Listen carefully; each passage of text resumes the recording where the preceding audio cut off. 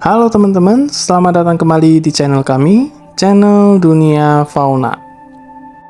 Tema pembahasan kali ini adalah tentang hewan besar yang memiliki cula, yang pastinya sebagian besar teman-teman sudah mengetahuinya.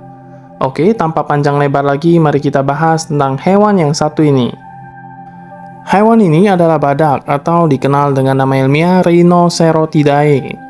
Badak merupakan sebuah famili hewan dalam ordo Perissodactyla atau hewan berkuku ganjil, dengan 5 spesies yang masih hidup di Afrika dan Asia Tenggara.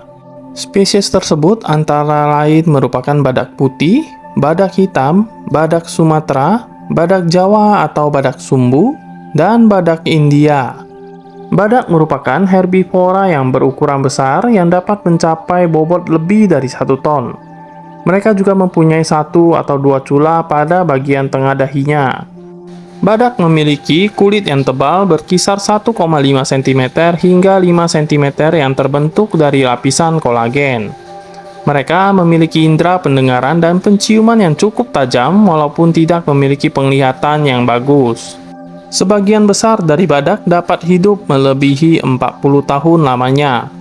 Walaupun termasuk herbivora, badak adalah hewan yang cukup berbahaya. Di India dan di Nepal, badak merupakan penyebab utama kematian manusia melebihi yang jumlah yang disebabkan oleh harimau dan macan tutul.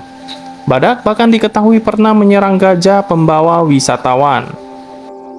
Badak memiliki cula yang paling diincar oleh para pedagang gelap untuk diperjualbelikan secara ilegal.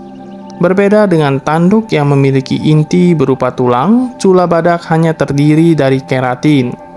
Cula badak telah dan masih digunakan di pengobatan tradisional Cina dan sebagai pegangan pisau di Yaman dan Oman.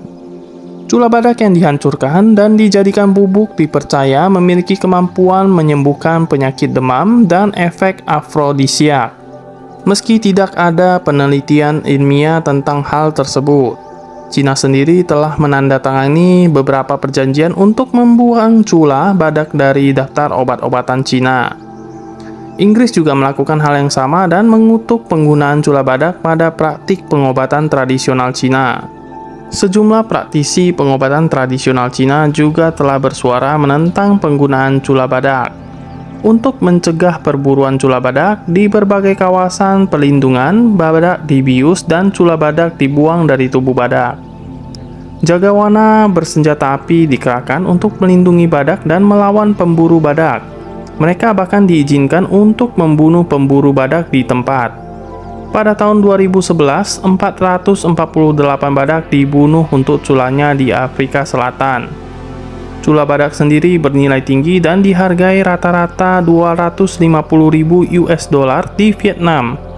Namun, sampai sekarang perburuan cula badak masih terjadi akibat masih adanya permintaan dari negara Cina dan Vietnam. Badak merupakan spesies yang paling sulit untuk berkembang biak. Hal ini membuat populasi badak terus-menerus menurun.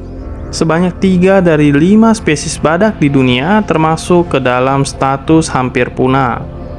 Badak berkembang biak dengan cara melahirkan. Mereka termasuk ke dalam kelas mamalia.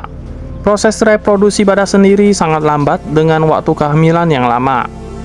Badak betina akan memasuki usia dewasa dan siap bereproduksi pada umur 5 tahun. Badak betina bisa terus bereproduksi hingga umur 46 tahun.